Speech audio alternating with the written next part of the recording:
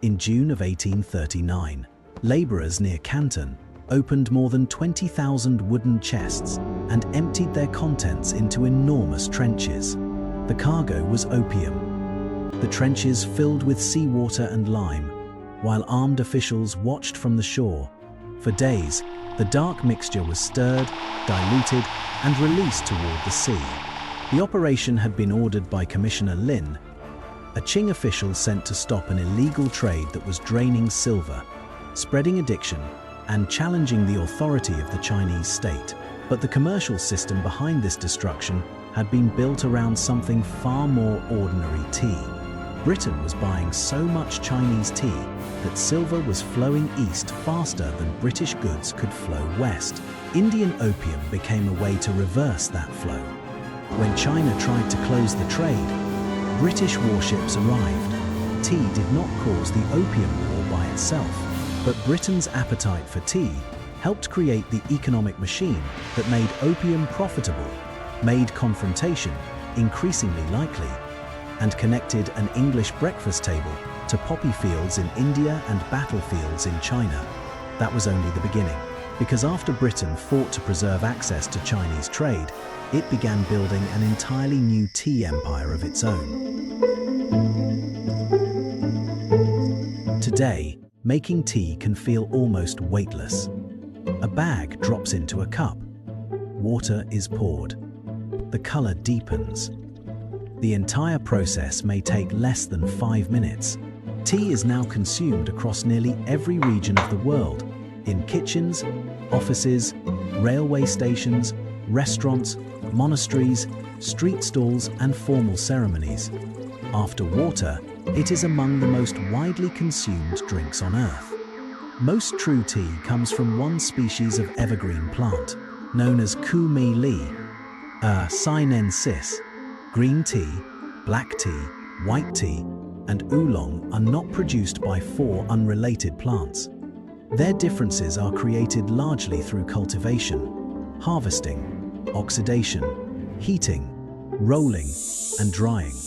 That biological simplicity hides an extraordinary political history. For centuries, the knowledge required to cultivate and process tea was concentrated in Asia, especially China. European consumers wanted the finished leaves, but they did not control the plant, the skilled labor, or the landscapes that produced them. Britain eventually changed that.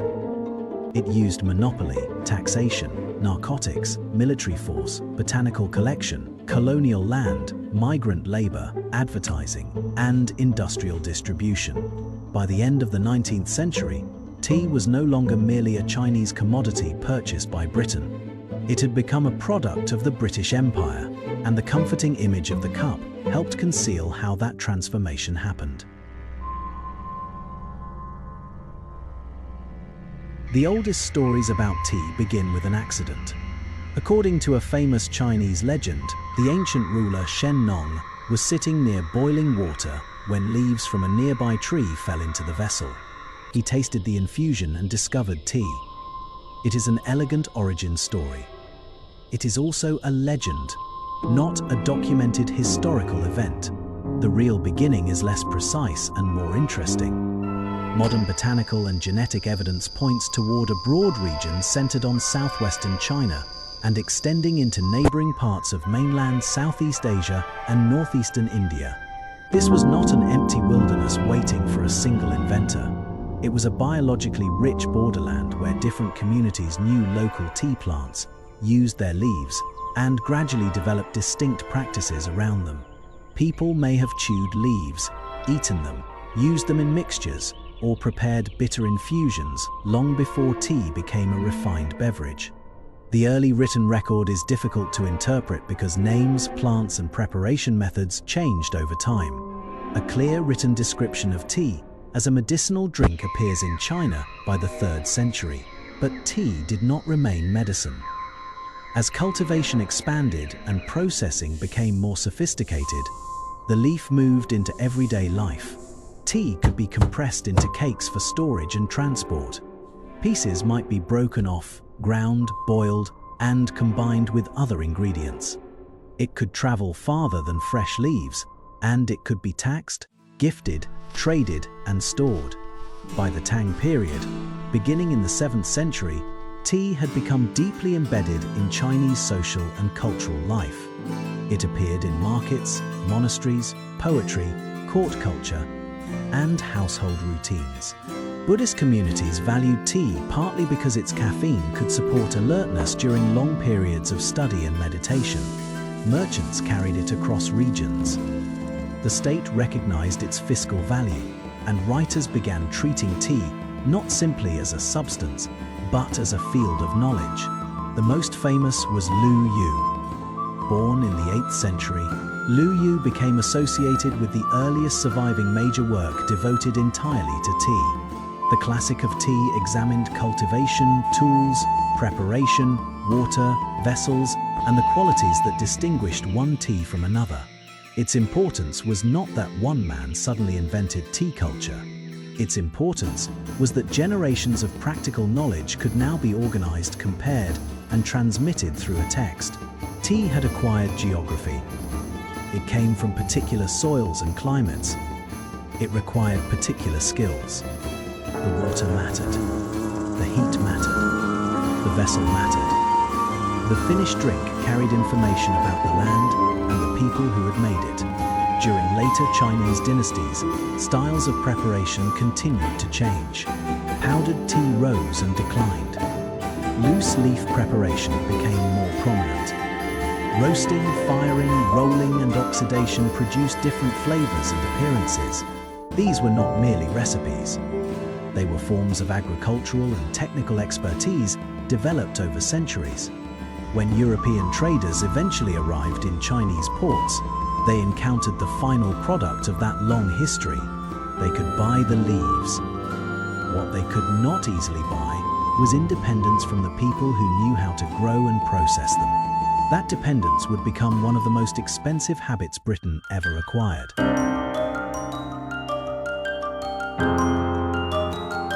European merchants reached Asian tea markets relatively late.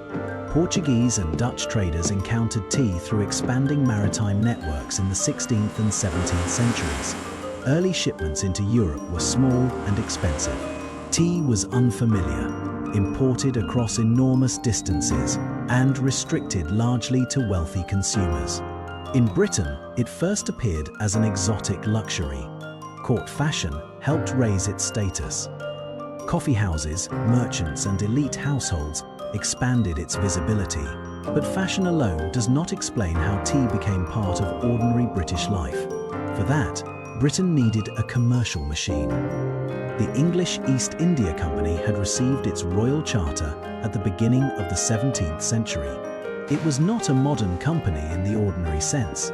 It possessed monopoly privileges, maintained armed forces, administered territory, collected revenue, and eventually ruled millions of people in South Asia. Tea entered Britain through this expanding corporate state. At first, high taxes kept legal tea expensive. Smuggling became widespread. Tea crossed beaches at night, moved through hidden warehouses, and reached consumers outside official channels. The British government faced an obvious contradiction. It wanted revenue from tea, but extreme taxation encouraged people to avoid the legal market. In 1784, the government sharply reduced the tea duty from more than 100% to 12.5%. Legal tea became more affordable. Smuggling lost much of its advantage. Demand expanded. This was a major transformation. Tea was no longer confined to aristocratic display. It entered middle-class homes and increasingly reached working households. But every additional cup deepened Britain's dependence on Chinese production. The company could transport tea.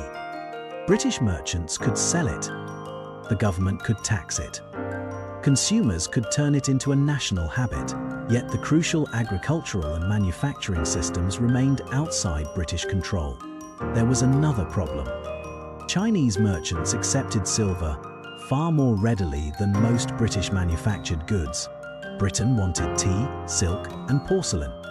China did not show an equivalent appetite for the products Britain hoped to exchange. The result was visible in company accounts, and in the holds of trading ships. Tea moved west. Silver moved east. To British officials and merchants, this was not merely an inconvenience. It appeared to be a strategic weakness. The British Empire possessed factories, ships, armies, and an enormous territorial base in India. But its favorite drink still required payment to a state it could not command. The search for a solution would transform a commercial imbalance into a narcotics economy.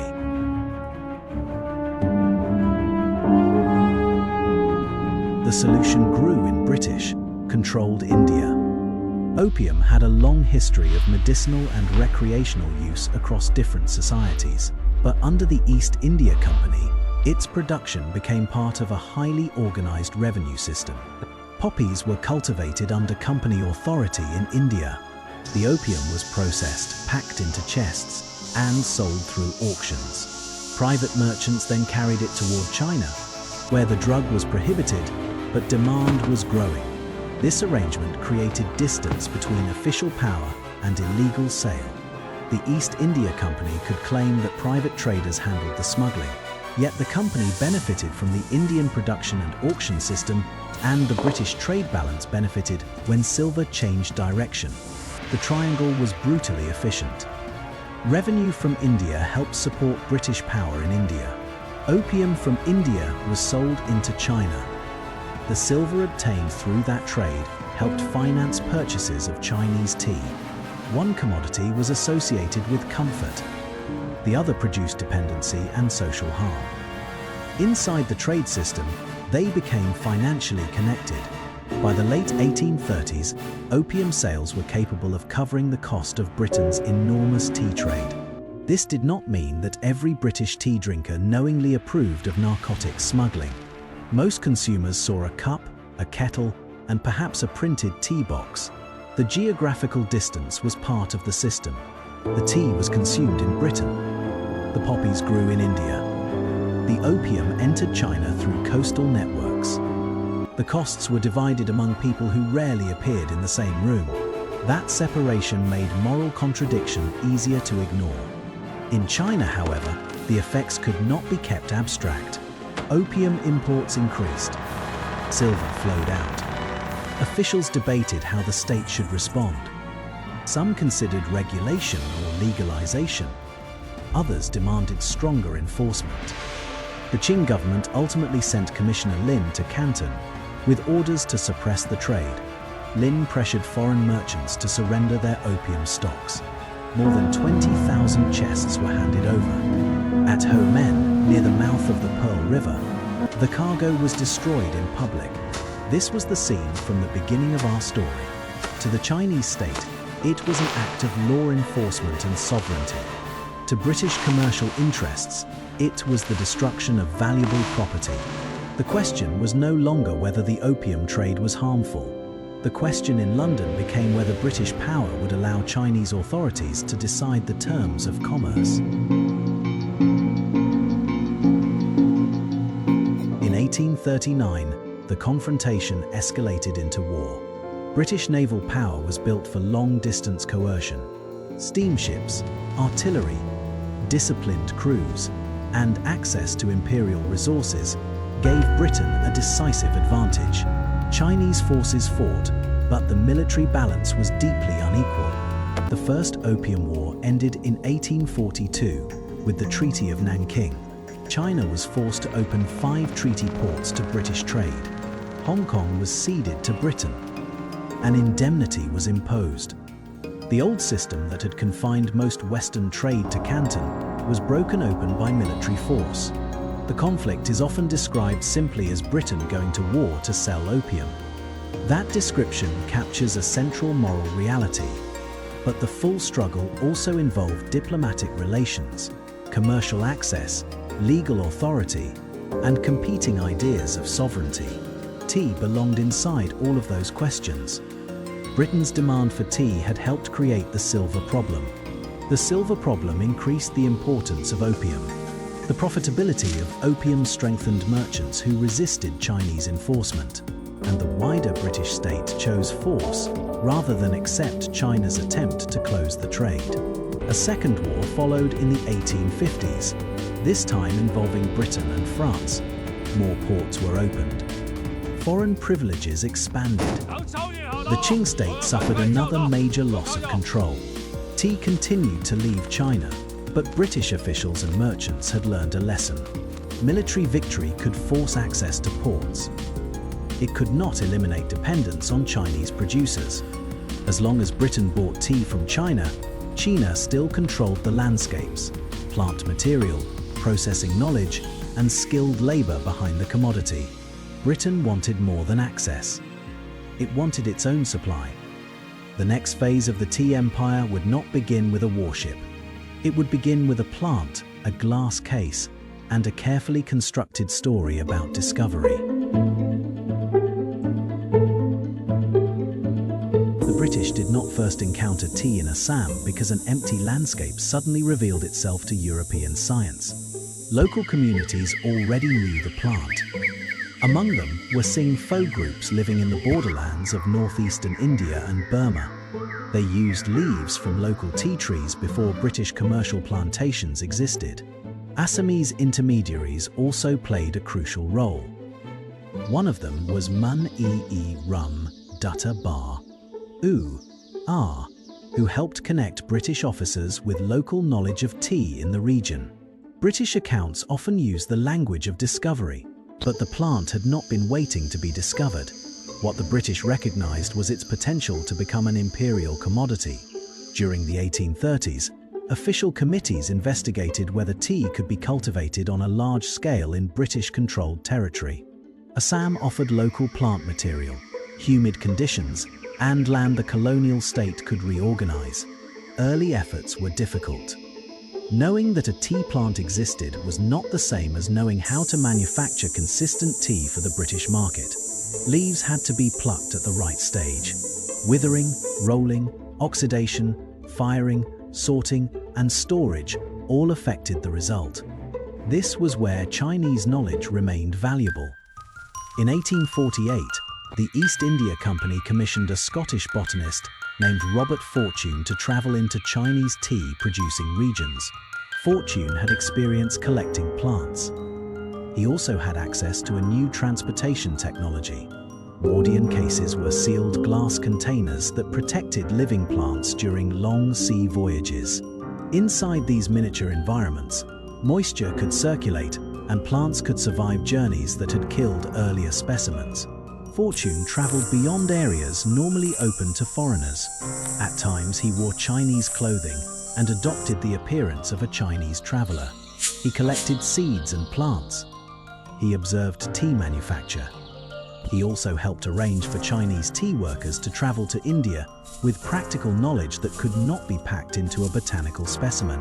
The mission contained the elements of an adventure story: disguise, forbidden travel, valuable plants, industrial secrets.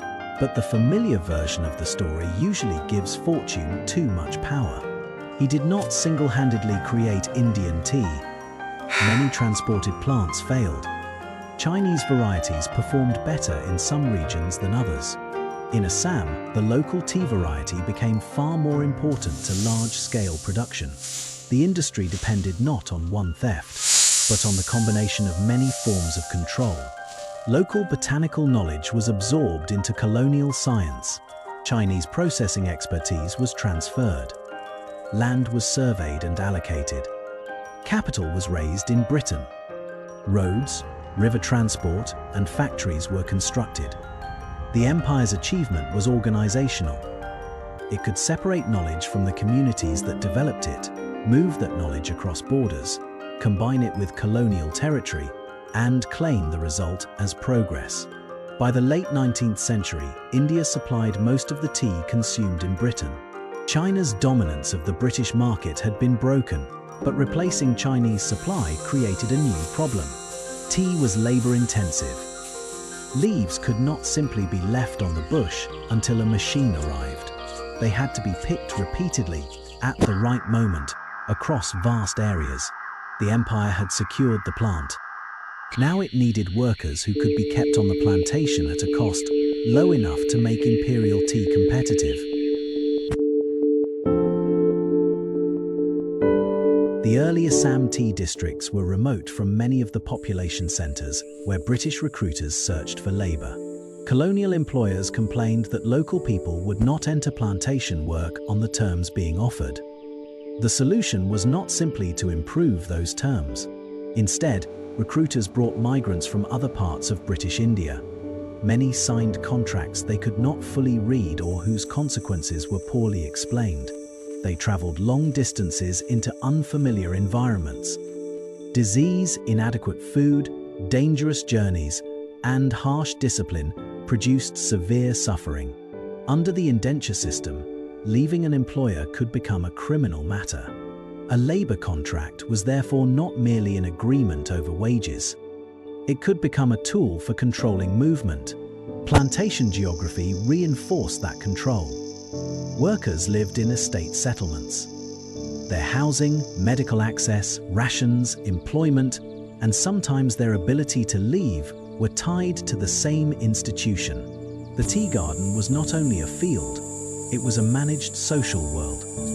Every workday turned plant growth into measurable output. A plucker moved along dense rows of tea bushes. The most valuable shoots were young and tender. Hands selected the bud and nearby leaves. Again and again, hour after hour. The harvest was carried to a weighing point. Quantity could determine whether a worker met the expected task. Inside the factory, leaves were spread to wither. They were rolled or crushed. Oxidation changed their chemistry and colour. Heat stopped the process. The finished tea was sorted into grades for auction and export. The plantation converted thousands of small hand movements into standardized commercial lots. The more uniform the product became, the easier it was to blend, brand, ship, and sell. The worker became less visible as the commodity became more recognizable. Women were especially central to plucking. Colonial management frequently described their labor as naturally suited to careful picking. That language made skill appear instinctive and helped justify low pay. The work was skilled precisely because the picker had to judge shoots quickly and accurately, but the brand name printed on the box usually belonged to the merchant, blender, or retailer, not to the people who selected the leaves. The plantation model expanded beyond Assam. In Ceylon, now Sri Lanka, the British colonial economy had first invested heavily in coffee. Then coffee rust spread through the plantations. Beginning in the late 1860s, the disease devastated the crop. Tea offered an alternative. Existing roads, estates, capital, and labor systems could be redirected toward a different plant. By the 1880s, tea had replaced coffee as a central plantation commodity. Much of the labor came from South India. Tamil workers and their descendants built communities in the Central Highlands, while remaining socially and economically separated from much of the surrounding population. The beauty of the tea landscape could make this system appear natural. Neat green rows followed the hills. Mist settled over the estates. Photographs showed order, abundance, and healthy vegetation, but the landscape itself was political. Forests and other forms of land use had been displaced. Ownership was concentrated. Workers lived near the crop, but did not necessarily control the land beneath their homes. The colonial tea industry turned landscape into an advertisement. Green hills suggested purity. The labor regime remained outside the frame. This was one of the tea empire's most durable achievements. It did not merely produce a drink. It produced a visual separation between the pleasure of consumption and the conditions of production. Once Britain controlled expanding tea production in India and Ceylon, the drink could be presented as something more than an Asian import. It could be marketed as imperial, reliable, and British. Advertising played a major role. Tea packages and posters used maps, ships, plantations, royal symbols, and simplified images of colonial subjects. The message was not always stated directly, but consumers were encouraged to see the empire as an orderly system delivering abundance to the home. A product with Chinese origins could now be sold as proof of British commercial power. Tea also entered the rhythm of industrial society. It was portable, stimulating, and easy to prepare. It could accompany a meal or create a recognized break in the working day. Milk and sugar softened bitterness and increased its calorie content. Domestic rituals gave tea emotional meaning. It could signal hospitality, respectability, comfort, routine, mourning, celebration, or rest. These meanings were real. They were not invented entirely by advertisers, but companies and imperial institutions learned to use them. The more tea became associated with home, the less visible its foreign production became. This transformation was not limited to Britain. In the North American colonies, tea became part of a different political struggle. The Tea Act of 1773 was designed partly to assist the financially troubled East India Company and strengthen its position in the colonial tea market. It did not simply make tea more expensive. Company tea could actually be sold at a competitive price. The deeper dispute concerned monopoly and Parliament's authority to tax colonists who lacked representation in that institution. On December 16, 1773, protesters boarded ships in Boston Harbor and destroyed 342 chests of tea. The cargo mattered because it belonged to a wider system of corporate privilege and imperial government. The Boston Tea Party did not begin the American Revolution by itself, but it turned a familiar commodity into a dramatic test of political authority. Tea had acquired two opposite identities. In Britain, it could symbolize domestic stability and the reach of empire. In Boston, it could symbolize monopoly and imperial control. The leaves were the same. Their political meaning depended on who controlled the trade, who collected the tax, and who was permitted to make the rules. By the 20th century, formal empire began to retreat. India and Sri Lanka became independent. China rebuilt its tea industries through its own political transformations. New producing countries, including Kenya, became important exporters. Yet many structures of the tea economy remained familiar. Producing regions carried agricultural and climate risk. Traders, processors, blenders, brands, and retailers often controlled access to higher value markets. The flag above the plantation could change without completely changing where power accumulated along the supply chain. In 2020, world tea production was estimated at around 7.3 million metric tons. Smallholders produce a large share of that tea. More than 13 million people, including farmers and their households, depend on the sector for their livelihoods.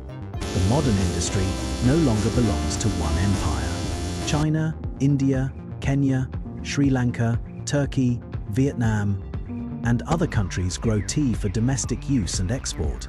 Most tea is consumed in producing countries themselves, but international trade still connects distant farms to supermarket shelves and global brands. A modern tea bag may contain leaves selected for consistency rather than a single origin.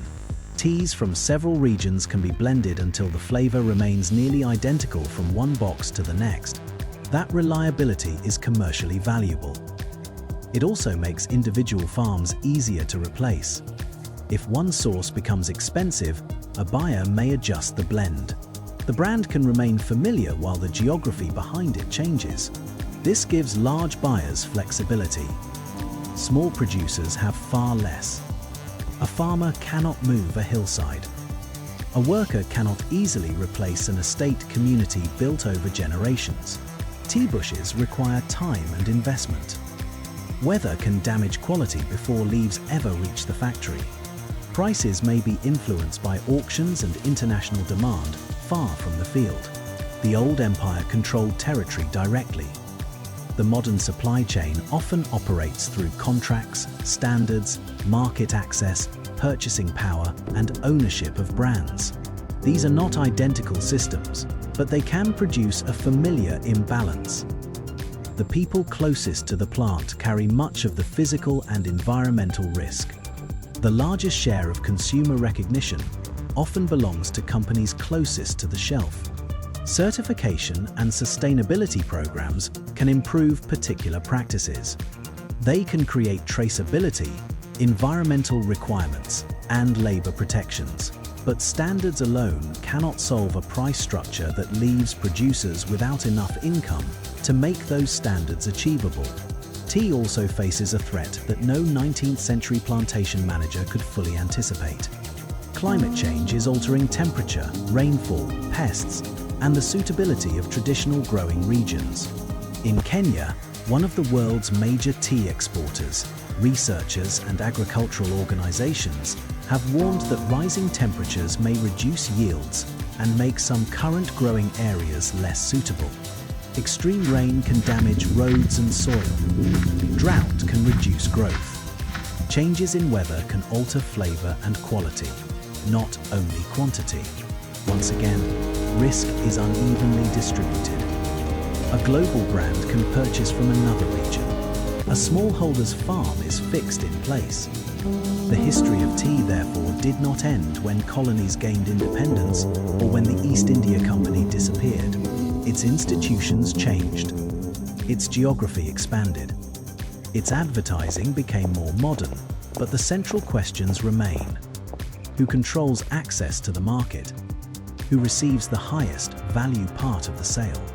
Who carries the risk when prices fall? And who pays when the climate that supports the crop begins to change? A cup of tea does not need to become an object of guilt. Tea is also knowledge, hospitality, craft, livelihood, memory, and pleasure. Its history cannot be reduced to exploitation alone, but neither should comfort erase the system that made comfort widely available. The leaves in a modern cup connect many worlds. Chinese farmers and scholars who developed tea knowledge over centuries. Indian communities whose local plants and expertise were absorbed into colonial production. Chinese families affected by the opium economy and war. Migrant workers who built plantations in Assam and Ceylon. Smallholders now facing unstable prices and a changing climate. When hot water touches the leaves, the liquid darkens. The leaves eventually sink. History often does the same. It disappears beneath an ordinary routine until someone decides to look into the cup. This is everyday empires. Ordinary things. Extraordinary consequences. Which part of tea's history surprised you most? Was it the opium trade, the transfer of tea production to India, or the plantation system that followed? And what everyday object should we investigate next? Subscribe for more hidden histories behind the things we use, eat, wear, and drink every day.